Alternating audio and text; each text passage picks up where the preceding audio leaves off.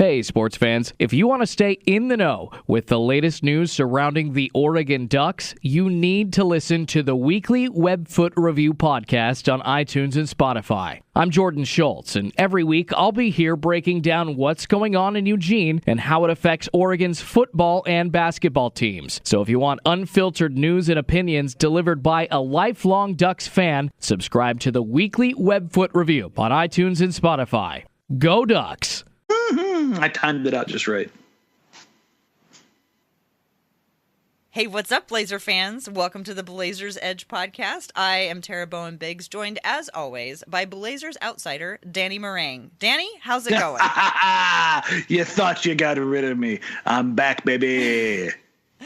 Yes, you are, and I have questions for you. It's been a while since we talked because you missed last week. I got a chance to talk to Eric Garcia-Gunderson, which was pretty cool.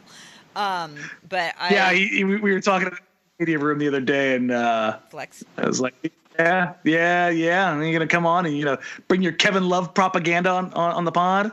Get out of here. Well, he did.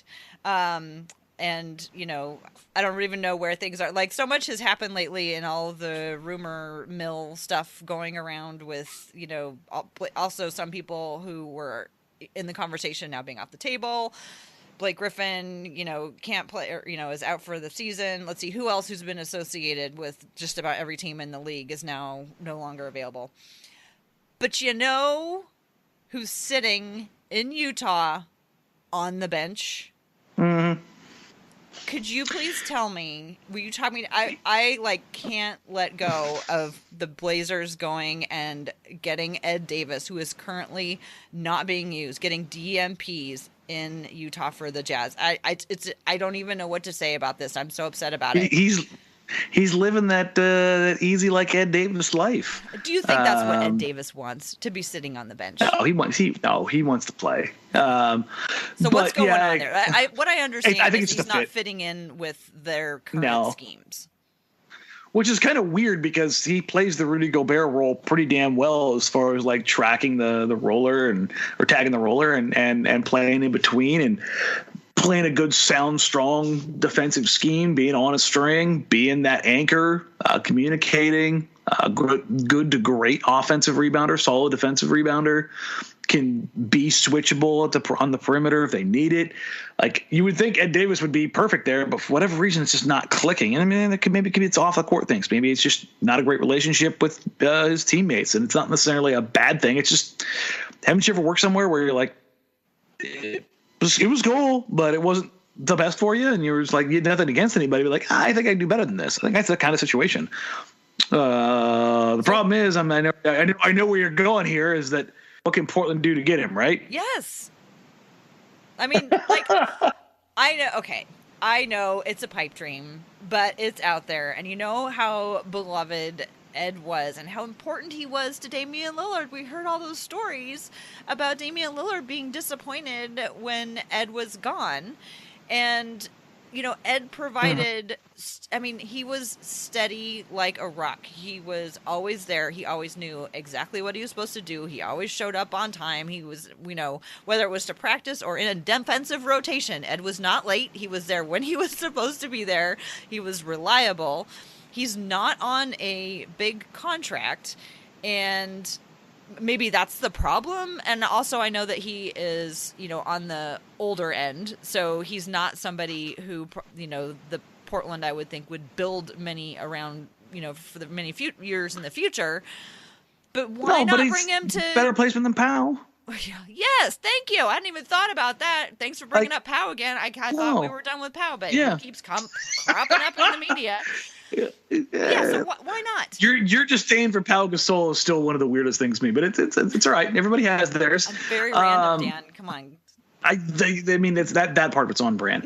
It just doesn't work mathematically, though. Like, for Ed, it's going to cost you an asset, and it just doesn't make sense to do that for Ed Davis at this point. They're already short bodies, and they don't have a contract that fits outside of Collins that could trade straight across for Ed. You'd have to go Zonia a little, Tolliver a little, because yeah, sure, and that's the bond. Yeah, you've got the bond between Ed and Zach, and all that kind of stuff. Like, listen, if Ed had gotten a vet minimum deal, then yeah, I could see them trying to find a way to swing something there for sure. But he's just below that. That's just not the reality of it. But I mean, what about Hazonia and somebody like Gary Trent Jr.? Like, originally I was like Naz, but then I was like, no, Naz has some unique skills that I think could not just that. Like, why do you want to give up assets at this point in time? Because I want Davis back. Yeah, that doesn't make any sense. You're talking about a team that's shorthanded, like, on actual physical bodies. I'm not even talking basketball talent position. I'm talking actual playable bodies, and you want to send out 2 for 1. Okay, it just doesn't. It just doesn't work. So, like, I mean, sure, yeah, it'd be nice. I don't know. Maybe there's somebody else in Utah that they could combine him with, and maybe one of the larger. Maybe Ed is like what they need to make a larger matching contract. I don't know. It just breaks my heart that somebody is not getting the best out of Ed Davis. It just seems impossible that could be happening. If he's not fitting in with your schemes, change your schemes. Yeah. No? I mean, it happens. Okay. Well, so the Blazers are in pretty dire straits right now in terms of centers. I mean, God bless Anthony Tolliver for giving it his all every night as backup center, and then the other night as the center when Hassan Whiteside was out. But how much longer can the team go without finding a body? Like, what are your thoughts on that? The trade deadline. I think that's exactly what they're doing. You think they're going to spend a whole, 3 weeks without bringing in... I mean, couldn't they bring Moses Brown back? I think they'll do that. Yeah? I think they'll bring Moses back. But, I mean, they're just trying to maximize how the two-way contract works. Mm-hmm. That's really what they're trying to manipulate right now. And here's the thing. Paul Allen owned a team for 2 decades. We kind of got a feeling for what he was going to do, how he was going to do it, and what was kind of going on in a particular year. Blazers have new ownership still in Jody Allen. And outside of last year's trade deadline, we don't know what her goals are. We don't know what she plans to do with the team. Does she see this team as something that can figure it out and she wants to invest in further? So you do bring in big contracts. Maybe taxes don't matter and she just pays the luxury tax. Maybe they matter a ton and they want to slash payroll left, right, and center. Maybe she wants to wait until the deadline to maximize all of her options like any CEO would. What can I do to put myself in the best possible scenario to go down as many paths as I want? And I think that's what's happening right now with the Blazers. Everybody's screaming, why can't they sign somebody? Why they could just do this? Yes, why? I'm screaming that because they need help. They're just running out of people to come in and play. Like, are we going to have 5 people on the court the whole time? It hasn't been quite that far yet, but I get what you're saying. Like, I mean, Hazonia, I can't believe he's still playing. Oh, I know. I guess he's questionable for the next game. He's going to be questionable until he stops getting upended at the rim. Man, the man has been undercut twice in the past 3 games, and he's come down like a sack of bricks. Poor guy. I know. But I'm just looking at the Blazers, and I look at any NBA team. They're doing what's prudent as far as business and both business-wise and transaction-wise going forward. You just said the Blazers are being prudent. I'm just trying to wrap my head around that because usually you have lots of opinions on the ways that they're not doing things right. I guess maybe what you might say, and correct me if I'm wrong, is that due to things that they have done in the past, they've now found themselves in this situation, and considering the situation that they are in, they are being prudent. Yes. I'm just playing the role of Dan tonight. Yeah, there you go. And I think here's a couple things that are going on. This is like grand scope, grand scheme things. I think you're hearing some of the national messaging about the Blazers, what they are or aren't doing heading into the trade line, such as Windhorst report that the Blazers are, they may not be players at all. Well, what's a good thing to do after you said championship aspirations and you had your world fall apart? You think lowering expectations is probably a good idea? Mm-hmm. I would say so. Mm. So So those messages are getting out in the media to like help fans understand that we're not one piece away. Yeah, and not even just that. I think it gives them a little bit of cover of remember my whole rant about, what's the point of doing this? Like, why? Like, what's the gain? Well, now I think you feel some of the pressure of, oh yeah, you thought you were a championship team, huh? That's weird. Let me look at your record. You're 16-24 right now. That doesn't look quite championship like, huh? You know what? I don't want your trade pieces. And it's a little bit of leverage, and as corny as it sounds, that kind of stuff comes out there because they can wage those wars publicly. We're seeing it back and forth between the Lakers and Kings right now over the 6'8" Slim Shady Bogdanovich, who's 18 times the player that Kuzma is. But it's neither here nor there. The Blazers, I think part of the reason why they operate in so much secrecy is that they won't do a deal unless you do. That way you can't wage these wars. Mm-hmm. But when you've publicly put messages out there yourself of how good or you will or won't be, and it backfires, then it's kind of open season. So I think what the Blazers are doing, one, they're trying to string this out as long as possible. And I think after the trade deadline, once things are more resolved, then it goes to, I think the Blazers will sign either another free agent or I guess this falls under a free agent, a buyout candidate who doesn't really care about where he goes, just wants out of his current place. Mm-hmm. And then beyond that, I think it probably goes into, I think the Blazers will take a pretty solid look at some 10 days. Mm-hmm. I think they will start adding bodies, but I don't think it's going to be until February 13th is the deadline. So once the flu has run through the entire lineup and the respiratory illness has run its way through the entire lineup and everybody is CJ is patient zero, and they sequestered him and Hassan, and they flew back on the plane with masks on. Oh, those poor guys. I feel so bad for them. I mean, it's no fun being sick. Anyway. No, and it was bad. Imagine those guys was nasty. Yeah. And listen, and if you watch the post-game show after the Heat game, all I said about CJ was, "Hey, good on you, man." Because I heard him before the game, the cameras on the floor, then picking him up during. Oh, he was dying. He had no business being out there, but he still tried to go out there and battle it because they needed him. So props to CJ. And honestly, for the last 3 games. Mm-hmm. So. Yeah. And, I mean, Hassan just looked like he was a zombie out there. Poor guy. I mean, I just want to go take care of all of them. Just, like, line them up in the hospital beds and just be like, you guys we're going to turn on Netflix and we're going to have soup and we're just going to get through this.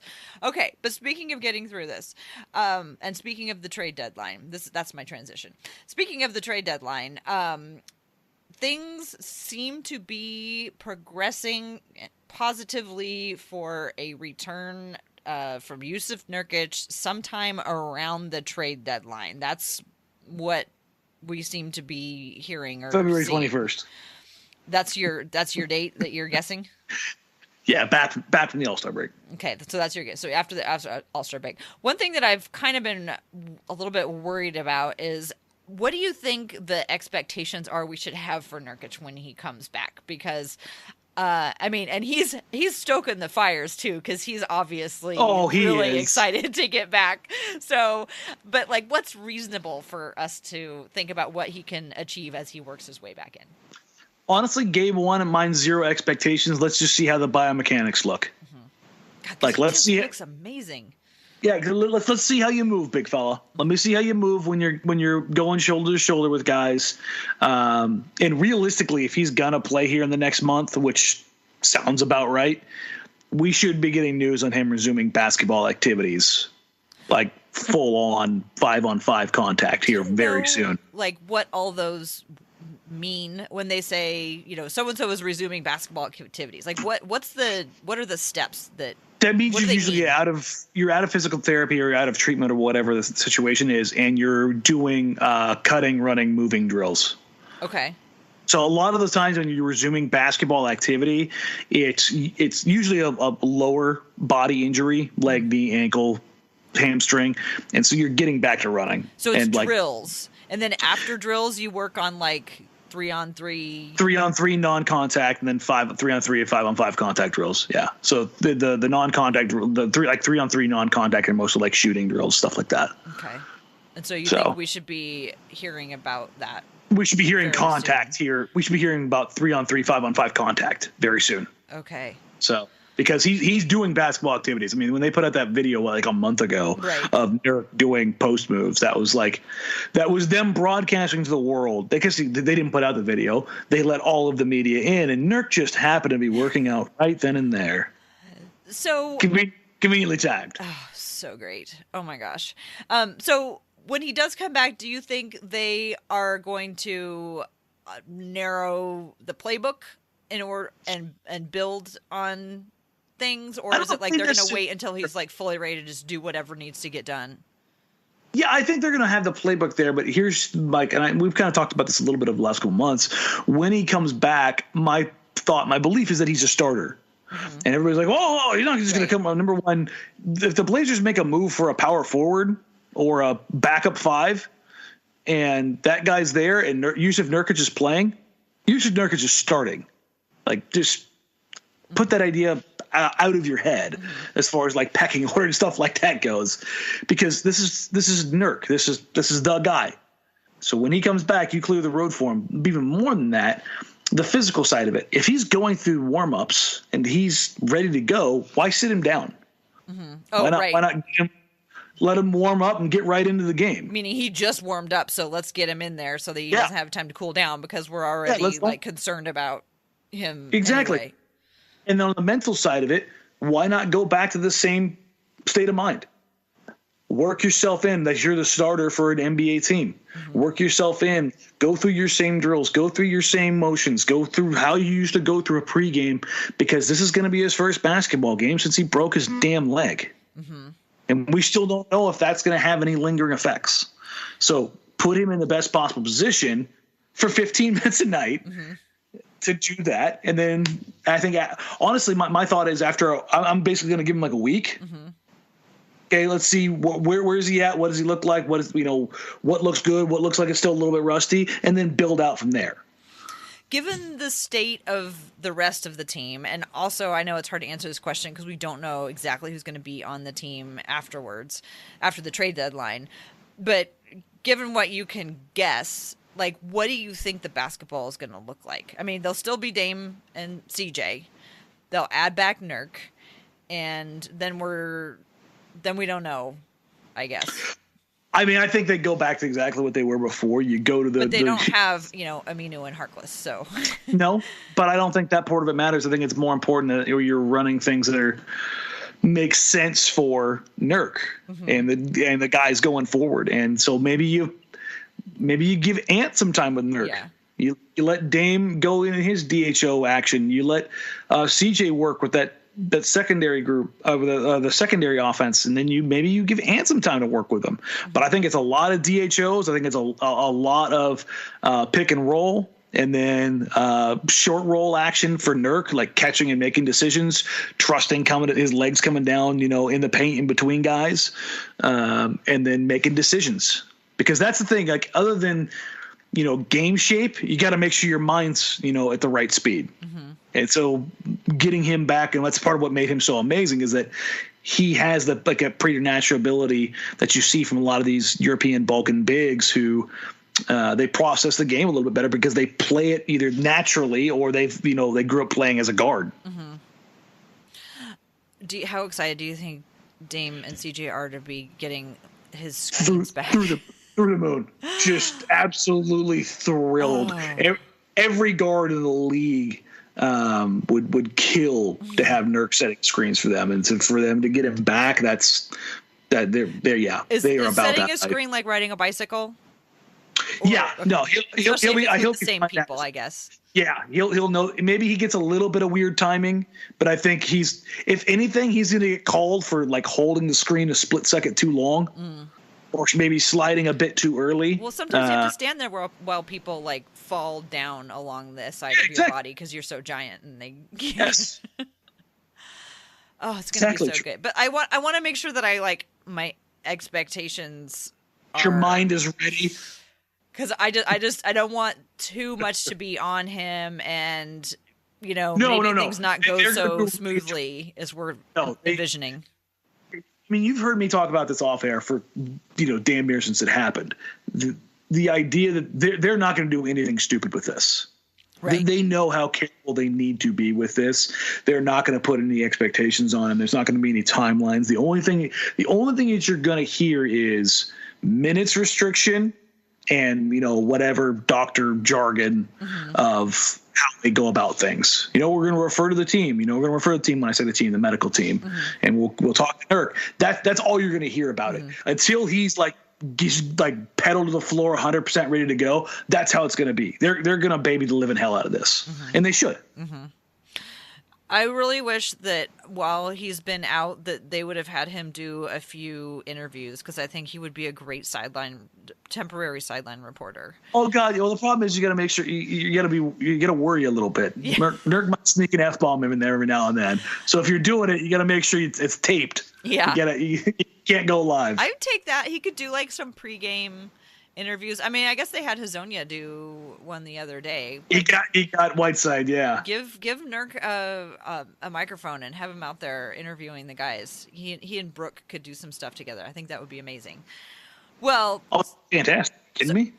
It'd be so good. So I don't know about you, but for me, I have been able to, I guess, flip the switch in terms of what I want to see this season. And what I want to see is I want to see more of the young players, because to me, they're more exciting to watch right now.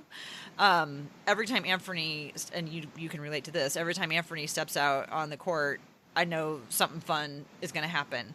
Every time Hoard gets out there, I'm like, ooh, this could be interesting.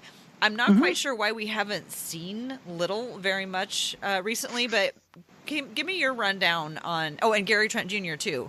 Give me your rundown on how these young guys are playing and what you think they might turn into as the year progresses.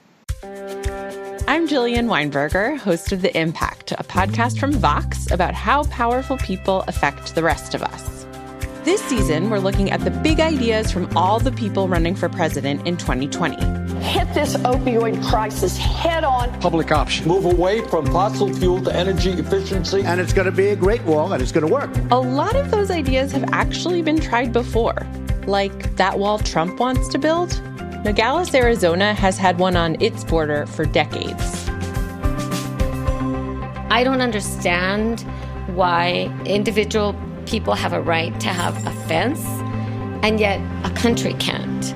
Senator Warren's proposal to end the opioid crisis, it's based on what we did to fight the AIDS epidemic. We would like to name it the Ryan White Care Act. And the Green New Deal. Germany tried something similar in 2000. This is the solution. This season on The Impact, we have those stories. How the big ideas from 2020 candidates worked or didn't work in other places or at other times. These are the stories that will help us understand what might happen if these proposals get rolled out here in the next 4 years. Subscribe to The Impact on Apple Podcasts or your favorite podcast app to get new episodes now.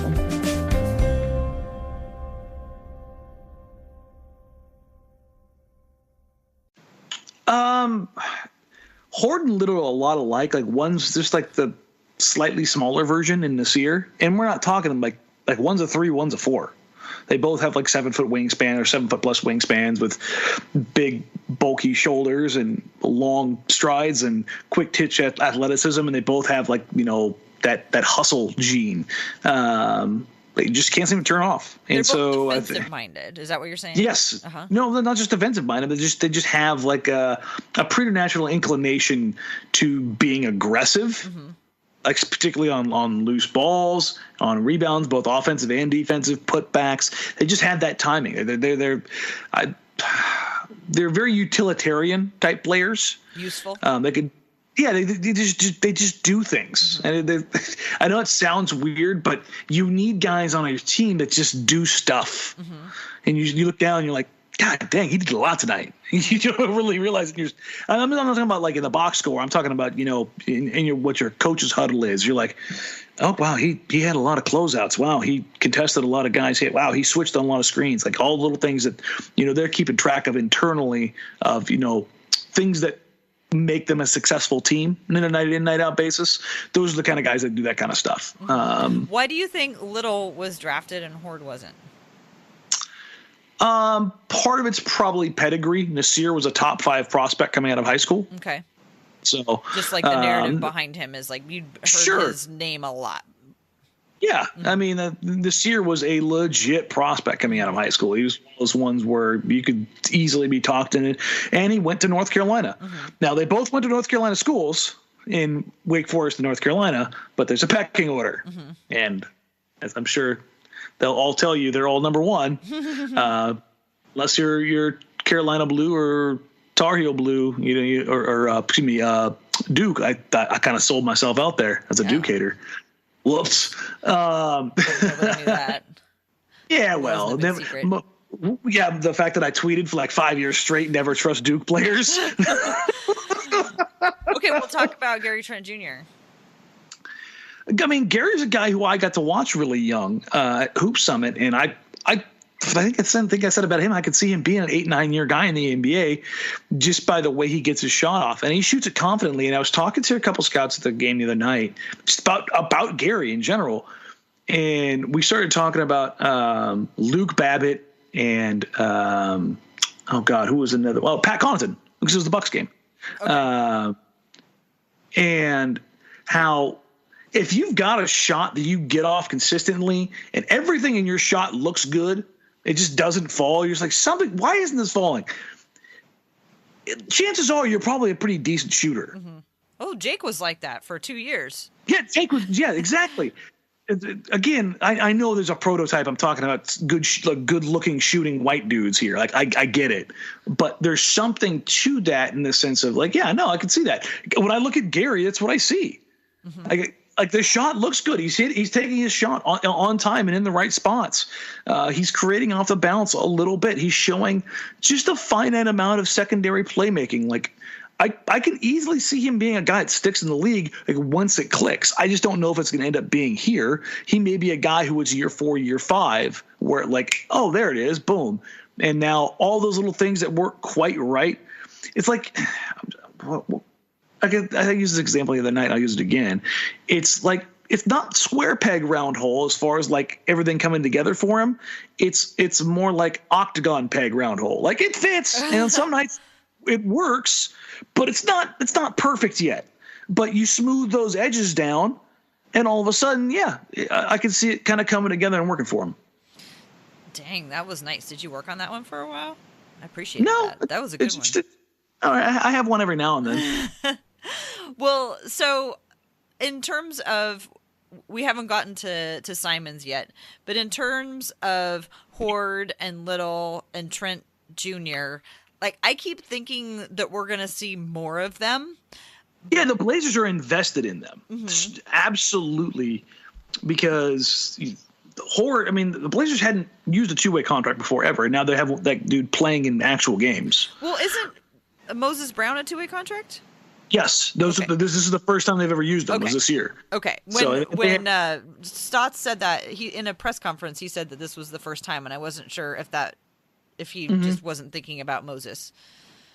Because two guys on. They're done at the same time. Yeah. But yeah, so they see something in there, and I know that Portland was interested in a guy like Jaylen. I mean, heading into the draft, Portland was looking at taking a shooter. It was because Nassir fell all the way down to them, and from what I heard, he was near top 10 on their board. They took Nassir there, so like they're thrilled to have him. They just didn't think he would be there when they were picking. So they've got those guys. I think they're committed to.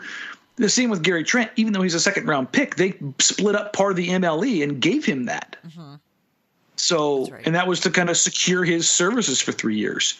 So guys like that, I mean, do you see them, playing the role of guys we've already mentioned, like Pat Connaughton and... Yes, that's what those guys are. Right, and then... Luke Babbitt and Jake Layman's of the world. That's exactly what those guys are. Well, and it seems to me like somebody who's like I don't think tier is quite the right word, but somebody who kind of outperformed that level could be like Alan Crabb. And like what happened to Alan Crabb after he left is a whole nother thing. But like Alan Crabb ended up earning a big contract and being a pretty big part of the rotation in year 3.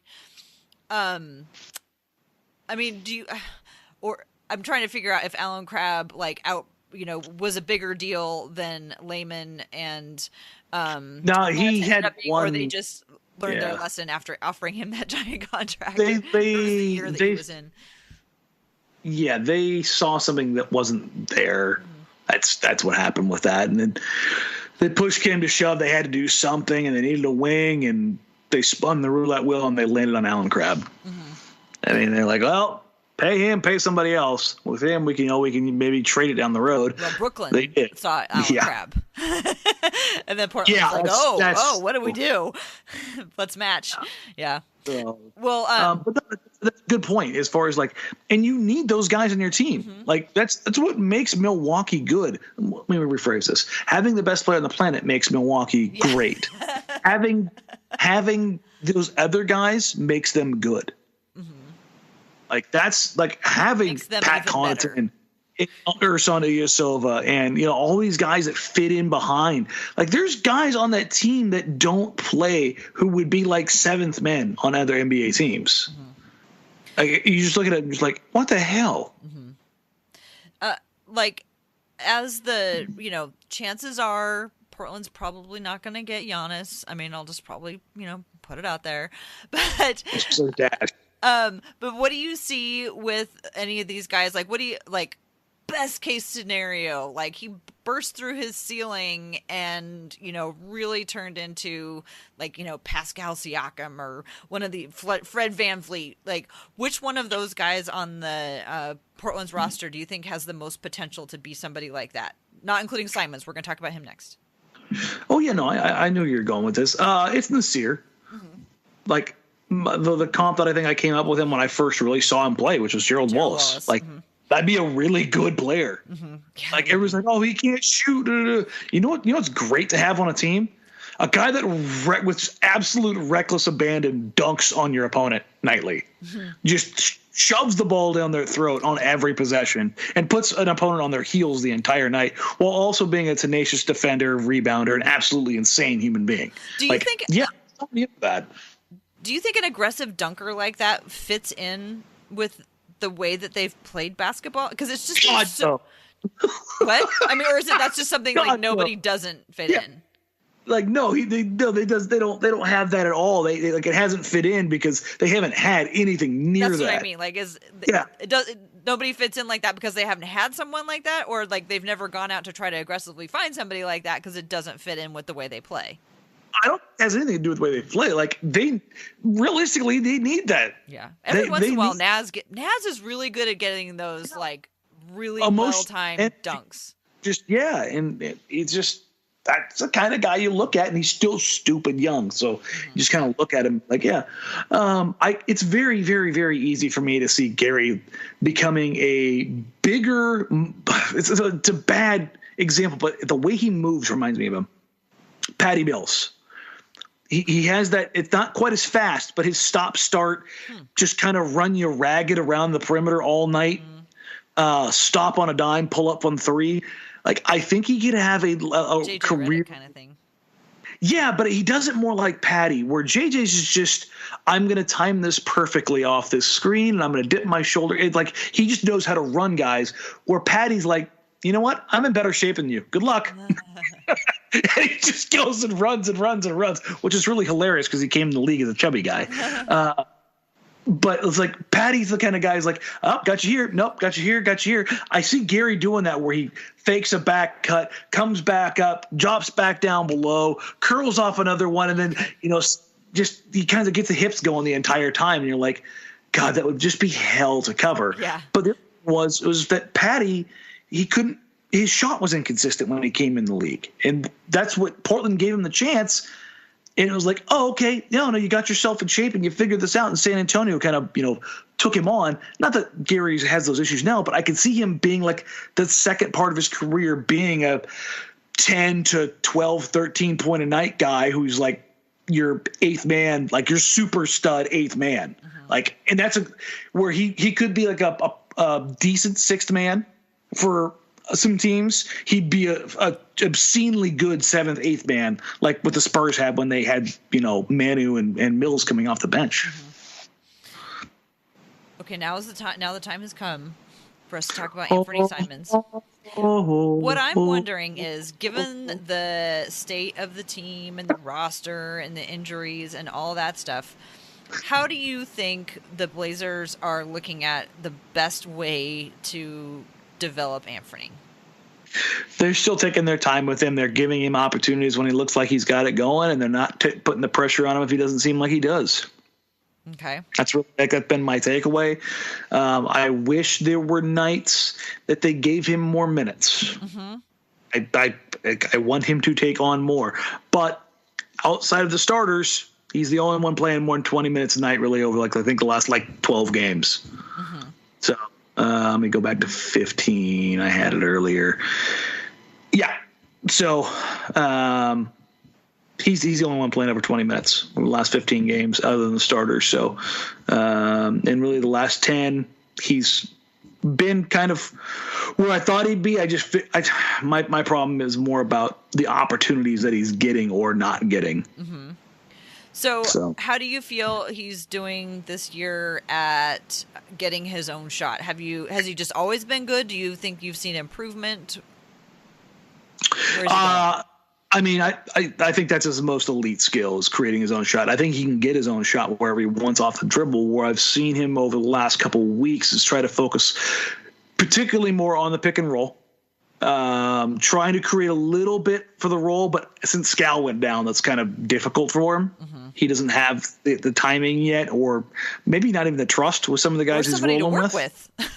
Yeah, that's the other part of it. But certainly working there, and I think the biggest thing, or the most obvious development, is his ability to finish at the rim. Yeah, he has had some and they're obscene finishes where he's switching hands. This isn't just me being the Anfernee Simons guy. He's switching hands midair, getting hit, finishing over his head. Those weren't things that I anticipated him to have, because that's a different category than being, an elite shot creator and dunker. What he's doing with those shots require a ton of balance and touch and, being able to absorb the contact. And speaking of which, the next guy that lays his hands on Simons, I'm going to break their nose. Freaking kid can't get a call to save his life. It's absolutely awful. And I get that he's still a kid, but protect the guy. When a guy gets slapped so hard he gets 4 stitches, maybe you were wrong and you screwed up the call. And he never got to come in so that they could reverse it, so they could fix it. He never got to go back in because he was getting stitches. Yeah, here's the thing too, that ref, we have in the studio, we have the cameras on all the time. When it goes to commercials, we still have the feed, and Dame, CJ, Bays, and Stotts all lit that ref up. They all told him the same thing. He's cut open. He's in the back getting stitches right now. And the ref they said originally, he was I didn't have the right angle. Wasn't my call to make. And then he started talking about, well, maybe something was obstructed. It was maddening that he couldn't just say what a lot of refs do. We're good refs. You know what, man, we missed the call. But all the players and Stotts were just giving it to him, and rightfully so. And it was nice to see all those guys kind of go out there and stick up for Ant, because when Ant got hit, he just turned around and walked away. Got his cheek split open. He quite literally turned the other cheek, Tara. Oh, God. So I've noticed that Jaylen Hoard is getting to the line. He's aggressive. So how come why do you think he gets the calls and Anfernee doesn't? Big body. Okay. Well, honestly, I think it's where he's going. And I think they're literally giving him the star treatment, which means you have to pay up to in order to get free throws. Jaylen Hoard the star treatment. No, Anfernee. Oh, they're giving him the star treatment and not calling. Let me go here. Trust me. To get the full on star treatment, one must pay the penance of having 1 year of suffering, or you don't get anything. Right. Okay. And then it comes. Yeah, and then eventually they started. But the first year or two, they're like, no, you need to earn your – you need to fall down. You need to get hit hard a lot. Yeah, well I guess that's one possibility. Well, Jaylen Hoard, he's getting him right now because he's a big body who's active and, being aggressive at the rim, where he's only, how many shot opportunities he had? Like 4, 5? In the last 2 games, he went to the line twice. Yeah, but I mean, how many shots has he had? Not very many. Like 6 or 8 points each. Yeah, so he's got a high free throw rate right now, but he could go 25 more shots without getting, a foul. Or he could be a guy who just plays around the rim a ton, and with that, he's maybe has a higher free throw rate. But yeah, no, as far as Ant goes, his development is about on where I hoped it would be. I wanted something that I didn't see to pop, and we haven't really talked about this at all. His rebounding. He has come out of nowhere at times and just been a fantastic rebounder. The kid had his first career double-double, and it was with rebounds, Tara. Like, I didn't see that as being a thing. And I was talking to a few folks, and the comparison came up with calling him Will Barton. Remember, Will was an incredible rebounder for his size, and you're like, how do you get in there? How did you grab that? Like, not only are you giving up 5 inches, you're giving up like 100 pounds. Like, what is going on here? No one loved the ball as much as Will Barton loved the ball. Yeah, and I think that's part of it. I think Ant looks around and goes, "Oh, you guys don't want this? Here, let me go get this." And he's out jumped guys that are 7, 8 inches taller than him and 100 pounds heavier, and you're just like, "Holy crap! What is going on here?" And it's not a huge number, but it's a number where it's like, huh? I wonder if that's a thing. Like, I wonder if it's the team is just horribly injured and short on size, or is this something that he's kind of got that we didn't know about? Which I think the surprise goodie bags are always fun to find. Yeah, I think the thing that I kind of wonder about is, again, given the state of the team and it being in flux and us not knowing what they're going to look like, how much time, how much is Anfernee gaining by being in alongside people that he's not going to be playing with, like, long term? Yeah. I don't think that's too big of a problem. I think maybe having a little bit different exposure to some different groups isn't necessarily a bad thing, especially at this point. The only thing that I want to see is I do want to see him play with Dame more, so where they can work each other off ball. I mean, you want to talk about the difference between Dame and Ant and Dame and CJ, and this isn't me going on the whole trade thing. I'm just talking about play styles, whereas Ant could create a shot much like CJ at various levels. This is what having a bigger, stronger, longer, more athletic guard, and CJ's stronger now, but I'm talking about kind of going in the future, and a more explosive and athletic guard at the 2 can look like. How'd you like that backdoor cut for lobs twice in a game, Tara? I loved it so much. Yeah. Do you know how many times they've tried to run that play this season? Well, half-heartedly. Yeah, it's I think I'm going to toss. Oh, wait, no, I'm just going to, do an arching pass because I'm afraid to throw an actual alley-oop. Yes. And all of a sudden they're like, you know what? I'm going to throw a decent ball. Because Anfernee is a leaper, and you don't have, Yeah. And so he's put it at the top of the box, and he goes completely off balance and gets it and throws it down. It's like, that's fun. The second one in that was at the Heat game that they had the 2. Yes. Where he caught it, where Damian finally threw it directly above the basket and not down, so he had to catch it and then dunk it in, but he just threw it right above the basket, and then Anfernee just brought it down. That was okay, you guys are allowed to do alley-oops again. Yeah. You've earned the right to do alley-oops again. But that's like getting those two to, I think, familiar with each other. I think if CJ is not on the floor and you're working them around, then it's not a bad thing to have those two be able to play off each other, either Dame as their creator or Anfernee as a secondary creator. Like I love that play that Dame and CJ run where CJ runs into space and catches it. Like Dame throws it before CJ's even looking, and he goes into the spot and catches it. Yeah, and so working on something like that with Anfernee, like to be able to do that with Anfernee too, like would be awesome. It's just that currently, given the state of things, like if Anfernee, like I just feel like Anfernee has like no chance of getting that just because having to think so much and then the other team's just overpowering them because of just who's on the court. Mm-hmm. Like CJ has the timing good enough that he could do it, but Anfernee, like to be able to get there on time without looking, it just seems like without getting bumped, grabbed, but I pushed. guess we could wait a couple of years. I think that took a while for Dame and CJ to be able to do too. Also, yeah. But other than that, no. Like I've been very excited, particularly excited about just him getting more and more opportunities in tighter situations. So to close the first quarter of the night, Dame deferred, drew the defense in, reversed the ball to Ant, and let Ant take the last shot for the end of the quarter. Like that's giving Ant those opportunities to close out quarter. He stepped right into it and absolutely canned it. Mm-hmm.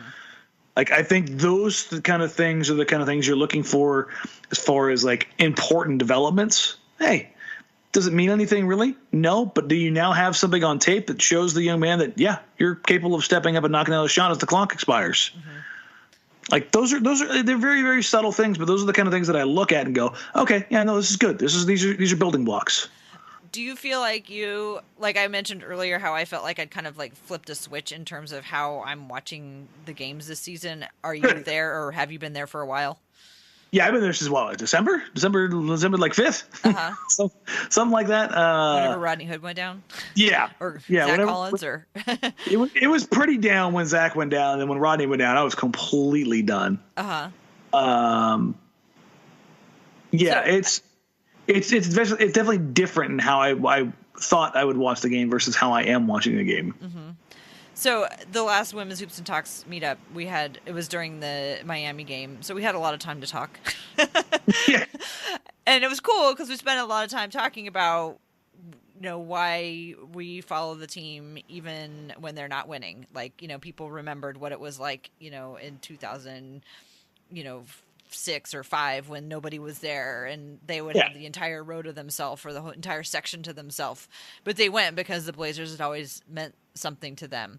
So aside from like the paycheck that you get for doing the post-game show, what is it about the Blazers that keeps you watching even when they're not playing well?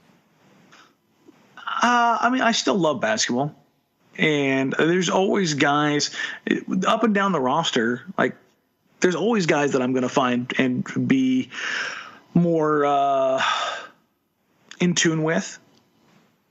Like, even though the Brandon LaMarcus team had Brandon LaMarcus, there weren't a ton of guys on that team. Like, Rudy was fun, and I always really liked Nick. But there weren't guys that I was, like, truly unabashedly attached to. Like, with this team, like, I love Dame. Unabashedly, one of my favorite players of all time. I'm that way now with Simons. Like, I'm working my way. Like, I mean, you know me, Tara. When I find a young player that I really enjoy watching and I really invest in them, it's because I think they're going to be great. I mean, I think over the years that we've done this, guys like Oladipo were in that, and obviously Donovan Mitchell and Ja. Like, I see the same kind of thing in Anfernee, and for me, those are the things that keep pulling me back. Like, the individual storylines will always bring me back when the team struggles, but when the team's rolling, then I'm all team all the time. Mm-hmm. That's where I have people who, why are you always negative? I'm like, I'm not negative. I'm negative when the team sucks. That's when I'm negative. If this is a 65 win team who is like a legit title contender, you won't find a bigger cheerleader than me. And it's not a front runner mentality. It's just I'm going to probably be a reflection of what I feel the team is right now. And I just kind of go back and forth between what I'm really into and watching depending on what state the team's in. Mm-hmm. Does that make sense? It sounds to me like you're saying the thing that, like, even when the team isn't doing well, the thing that keeps you coming back are the individual players. Mm-hmm. Like that's what holds your interest. It's what will sustain me over a season. Mm-hmm. Like night in, night out, I can go, okay, cool. And Scout, and like I always have these other guys that maybe not quite to the talent levels stuff. Yeah, I mean exactly. But like as far as like human beings go, like when Myers was here in Portland, it's like I wanted to watch Myers play because Myers was that dude. And I was like, okay. Is that the same thing? Same with Scout. Is that the same thing that like 12-year-old Danny was watching when you were watching the team? Were you as into the players, or was it the team that meant so much to you? It was the players. Like my first game I ever like remember was when I was in California as a kid, and there was a Lakers-Blazers game, and it was Clyde that caught my eye. Oh, and how could he not, man? That guy was easy to watch. I mean, you're 7 years old seeing Clyde Drexler as a kid. I mean, that's kind of how. Right on. Well, this has been a nice trip down memory lane.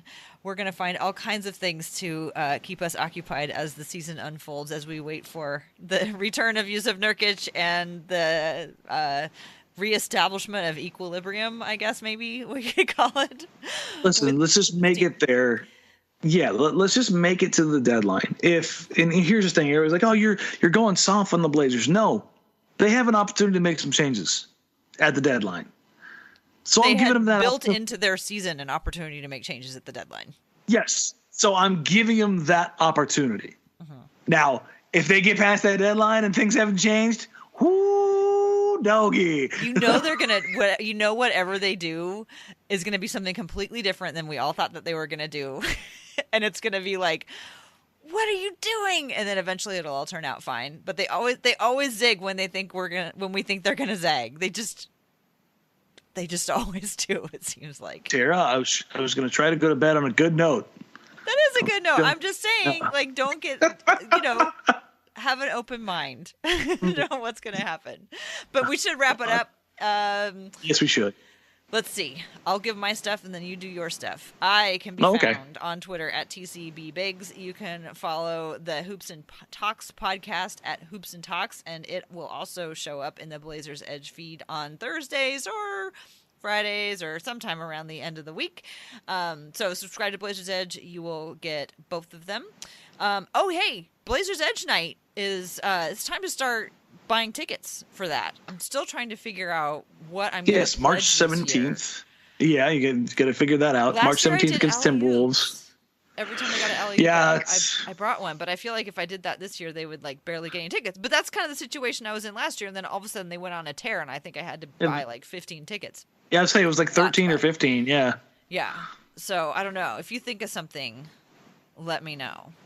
Anyway, go to the website, and also at the bottom of the show notes, we can include a link so people can go and buy their tickets and donate them so that kids can come see the Blazers play. And I think that about does it for me. Dan, why don't you take us out of here? All right, folks. As always, you can find me on social media at Danny Marang, at DANNYMARANG. And after every Blazers game with Joe Simons on NBC Sports Northwest for Blazers Outsiders. And thank you to everybody who participated in the fallout of the Minnesota Timberwolves postgame. We wanted to talk about that game as little as humanly possible, and you all obliged. So thank you for that. For everybody who thinks I want to constantly crap on the team, there's your perfect example. I did not want to talk about how bad they look in the Timberwolves game. So hopefully we don't have any more that are that bad. I have a feeling we're going to, but we'll get through it. If you guys, if you want to commiserate with Joe and I, we'll be there for you. Maybe we'll start incorporating a drink of choice for that night for everybody to all commiserate with together. Other than that, nothing in the works until post All-Star break. So I guess that's it for Tara. I'm Danny. Thanks, everybody. We'll catch you all next week. Bye. Hey, Hey, sports fans, if you want to stay in the know with the latest news surrounding the Oregon Ducks, you need to listen to the weekly Webfoot Review podcast on iTunes and Spotify. I'm Jordan Schultz, and every week I'll be here breaking down what's going on in Eugene and how it affects Oregon's football and basketball teams. So if you want unfiltered news and opinions delivered by a lifelong Ducks fan, subscribe to the weekly Webfoot Review on iTunes and Spotify. Go Ducks!